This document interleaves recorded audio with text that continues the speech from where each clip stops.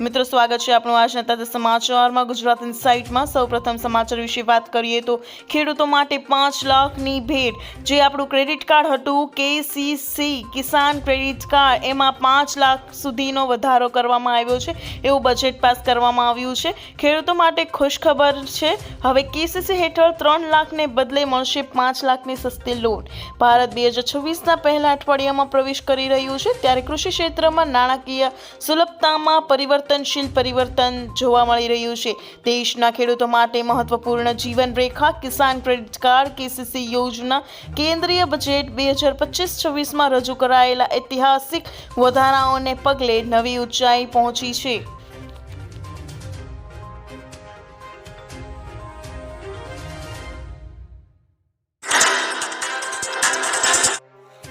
ટ્રમ્પની ધમકી, મોદી શું કરશે? ટ્રમ્પે કહ્યું કે મારા તેમની સાથે ખૂબ સારા સંબંધો છે, તેઓ મારાથી એટલા ખુશ નથી કારણ કે તેમને ઘણા બધા ટેરિફ ચૂકવવા પડે છે। જો કે હવે તેમને રશિયા પાસેથી તેલ ખરીદવાનું ખૂબ ઓછું કરી દીધું છે। ભારતે તમને કહ્યું છે કે તે 5 વર્ષથી અપાચે હેલિકોપ્ટરની રાહ જોઈ રહ્યું છે, અમે તે બદલી રહ્યા છીએ। ભારતે 68 અપાચે હેલિકોપ્ટરનો ઓર્ડર આપ્યો છે। ઉલ્લેખનીય છે કે ટ્રમ્પે ભારત પર 50% ટેરિફ લાગ્યો છે, જેમાં રશિયન તેલની ખરીદી પર 25% ડ્યુટીનો સમાવેશ થાય છે। પેટ્રોલ ડીઝલના ભાવ ઘટી શકે, 2026ની શરૂઆતમાં એવું નોંધવામાં આવે છે કે પેટ્રોલ ડીઝલના ભાવ ઘટશે। મોંઘવારીના મોરચે સામાન્ય જનતા માટે રાહતના સમાચાર આવી રહ્યા છે। એસબીઆઈ રિસર્ચના તાજેતરના કાચા ક્રૂડ ઓઇલની કિંમતોમાં મોટો ઘટાડો જોવા મળી શકે છે। રિપોર્ટ મુજબ જૂન 2026 સુધીમાં ક્રૂડ વિશ્લેષણ મુજબ વર્ષ 2026માં આંતરરાષ્ટ્રીય બજારમાં ઓઇલની કિંમત ઘટીને $50 પ્રતિ બેરલ થઈ શકે, જેના પરિણામે ભારતમાં પેટ્રોલ ડીઝલના ભાવને મોટો ઘટાડો આવવાની સંભાવના છે। તો મિત્રો એવું શક્ય છે કે આવવાના ટૂંક સમયમાં આપણે પેટ્રોલ ડીઝલના ભાવમાં ઘટાડો જોઈ શકીએ છીએ।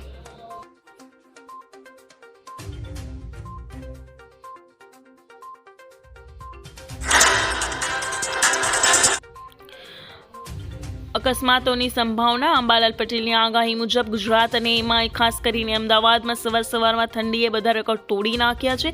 કડકડતી હાથ થીજવી નાખતી ઠંડીએ લોકો પર અસર બતાવવાનું શરૂ કરી દીધું છે। હવામાન વિભાગના જણાવ્યા અનુસાર પશ્ચિમી વિક્ષેપના પ્રભાવને કારણે 1 જાન્યુઆરીથી નીચલા ઉષ્ણકટિબંધીય ક્ષેત્રની સ્થિરતા ખોરવાઈ જવાની ધારણા હતી। જો કે પશ્ચિમી વિક્ષેપ ઉત્તર પૂર્વ તરફ ગયા પછી સપાટી પરના મજબૂત પવનો ફૂંકાઈ રહ્યા છે, જે ગતિશીલ અસ્થિરતા પેદા કરી રહી છે। ધુમ્મસને કારણે વિઝિબિલિટી ઘટતા વાહન વ્યવહાર અને રેલવે વાતાવરણ પર માઠી અસર પડી રહી શકે છે। ગમખ્વાર અકસ્માતોની સંભાવના જોતા વાહન ચાલકોની સાવચેતી રાખવી, એટલે કે ઠંડીના લીધે જે ધુમ્મસ છે એમના કારણે અત્યારે ગાડીઓ ચલાવવી પણ મુશ્કેલ બની રહી છે। રોગચાળો વકર્યો, ચેતજો ગુજરાત, દૂષિત અને અશુદ્ધ પાણીએ ગાંધીનગરમાં આફત વર્તાવી છે। એક સાથે અનેક ટાઇફોઇડ કેસ સામે આવતા તંત્ર દોડતું થયું। પાણીજન્ય રોગચાળો ફાટી નીકળતા આરોગ્ય વિભાગ, મહાનગરપાલિકા અને વોટર સપ્લાય વિભાગ હરકતમાં આવ્યા છે। હવે રાજ્યના અને મહાનગરોમાં પણ સતર્કતા વધી છે। તમે જો ન્યૂઝમાં જોતા હશો કે સોશિયલ મિડિયા ઉપર જોયું હશે તો એઆઈની એપ દ્વારા તમને જણાવવામાં આવે છે કે અત્યારનું વાતાવરણ પણ અશુદ્ધ છે, કયા લેવલ ઉપર અશુદ્ધ છે, એમાં રેડ કલરનું અલર્ટનેસ પણ આવવામાં આવે છે, જેનાથી ખબર પડે છે કે આપણું અત્યારે જે વાતાવરણ છે તે ખૂબ જ દૂષિત છે અને પાણી પણ ખૂબ જ દૂષિત છે, જેના લીધે રોગચાળો વકર્યો છે। ગુજરાત પોલીસ રજાઓ રદ, નિર્ણય કર્યો છે કે ગુજરાત પોલીસની રજાઓ રદ કરવામાં આવી છે। આગામી 10 જાન્યુઆરીથી 12 જાન્યુઆરી દરમિયાન વડાપ્રધાન નરેન્દ્ર મોદી ગુજરાતના પ્રવાસે આવી રહ્યા છે। વડાપ્રધાન મોદીના આ મહત્વપૂર્ણ પ્રવાસને ધ્યાનમાં રાખીને રાજ્યના પોલીસ વિભાગ દ્વારા સુરક્ષા અને કાયદો વ્યવસ્થિત જાળવણી માટે કડક આદેશો જાહેર કરવામાં આવ્યા છે। વડાપ્રધાનમંત્રીની મુલાકાત દરમિયાન કોઈ પણ પ્રકારની સુરક્ષા નાની ન સર્જાય તેવી હેતુથી રાજ્ય પોલીસ વડા દ્વારા મહત્વનો નિર્ણય લેવામાં આવ્યો છે અને જે બી પોલીસ અત્યારે રજા ઉપર હતા તેમની રજાઓ રદ કરવામાં આવી છે અને ફરીથી ડ્યુટી પર આવવાનો એલાન કરવામાં આવ્યો છે।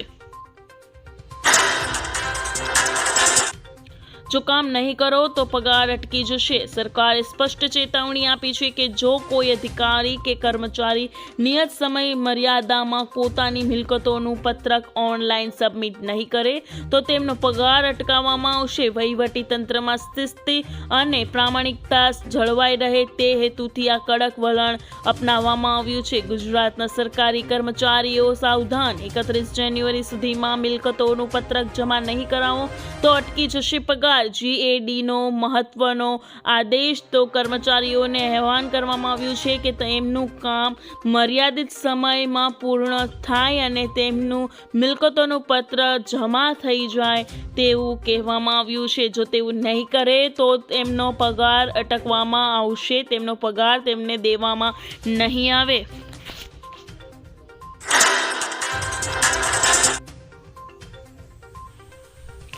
શું વિશ્વ યુદ્ધ 3ની શરૂઆત થઈ ગઈ છે? અમેરિકાના રાષ્ટ્રપતિ ડોનાલ્ડ ટ્રમ્પે વેનેઝુએલાના રાષ્ટ્રપતિ નિકોલસ માદુરોને તેમના ઘરમાંથી હટાવવા માટે કમાન્ડો મોકલ્યા, જેનાથી આખી દુનિયા ચોંકી ગઈ। ભારતે જે દરવાજા દ્વારા પાકિસ્તાનમાં પ્રવેશ કરે જે ટ્રમ્પે માદુરોને હટાવીને ખોલ્યો હતો, હવે જોવાનું બાકી છે કે શું ભારત ખરેખર ભવિષ્યમાં ઇઝરાયલ કે અમેરિકા જેવી આ આક્રમક રણનીતિ અપનાવશે કે નહીં અપનાવે। અને તમે જોઈ શકો છો અત્યારે સોશિયલ મીડિયા ઉપર ખૂબ જ ચર્ચામાં છે કેવી રીતે અમેરિકાએ વેનેઝુએલા ઉપર અટેક કરેલો છે। ખેડૂતો માટે ખુશખબર એ છે કે તમને ખેડૂતોને પૈસા મળશે। જ્યારથી કેન્દ્રમાં નરેન્દ્ર મોદીના નેતૃત્વ હેઠળ ભાજપની સરકાર ઘડવામાં આવી છે ત્યારથી જ ખેડૂતોની આવકમાં વધારો કરવા માટે ઘણી બધી યોજનાઓને અમલમાં મૂકવામાં આવ્યું છે। કેન્દ્ર સરકાર દ્વારા ખેડૂતોની આવકમાં વધારો કરવા માટે સબસિડી લઈને પાક ઉગાડવા માટે 3 હપ્તામાં 6,000 રૂપિયાની સહાય સુધી તેમજ કૃષિ ક્ષેત્રથી જોડાયેલા દરેક ક્ષેત્રને આગળ વધારવા માટે કામ કરવામાં આવી રહ્યું છે। જો આમ નહીં થાય તો થશે આંદોલન। પાટીદાર અનામત આંદોલન સમયે સક્રિય રહેલું સરદાર પટેલ ગ્રુપ SPG હવે સામાજિક મુદ્દાઓ પર મેદાને આવ્યું છે। મહેસાણામાં પાટીદાર સમાજનું એક વિશાળ સંમેલન યોજાયું હતું જેમાં લગ્ન નોંધણીના કાયદામાં સુધારો કરવા અને મૈત્રી કરાર રદ કરવાની પ્રબળ માગણી કરવામાં આવી છે। આ મુદ્દે SPGના લાલજી પટેલે મોટું નિવેદન આપ્યું છે કે તેમણે કહ્યું હતું કે કાયદામાં સુધારો નહીં થાય તો પાટીદાર અનામત આંદોલન કર્યું તેવું આંદોલન કરીશું।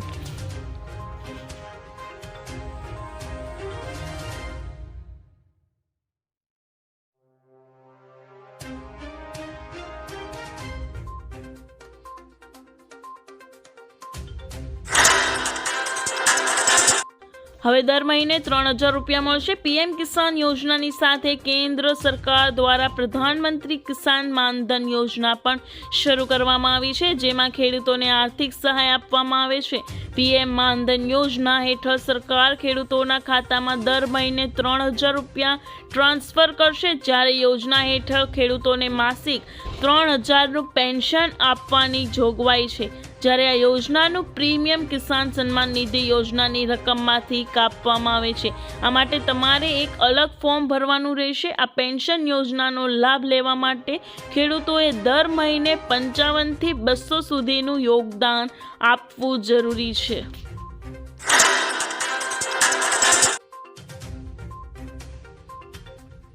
બધા પ્રૂફ ચેક કરવા પડશે। જન્મના પ્રમાણપત્રને લઈને અનેક મૂંઝવણો હોય છે।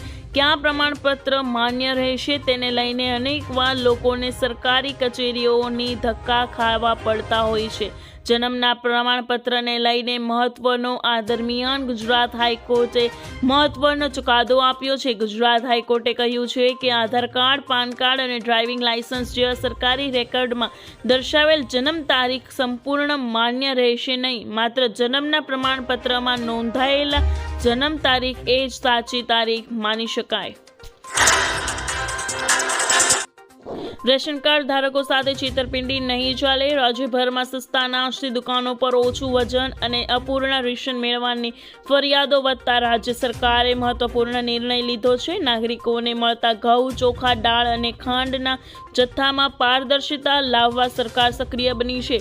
લાંબા સમયથી ઉઠતી ફરિયાદોને ધ્યાનમાં રાખીને વહીવટી તંત્રમાં સુધારવાની દિશામાં પગલું લેવામાં આવ્યું છે. આ નિર્ણયથી રેશન વિતરણની પ્રક્રિયામાં વિશ્વસનીયતા વધશે એવી અપેક્ષા છે. ગોડાઉન સ્તરે તોલમાપની નવી વ્યવસ્થા. અન્ન અને નાગરિક પુરવઠા વિભાગ દ્વારા હવે રેશનિંગનો જથ્થો ગોડાઉનમાંથી જ દુકાનદારોની હાજરીમાં તોલીને આપવાની વ્યવસ્થા શરૂ કરવામાં આવી છે.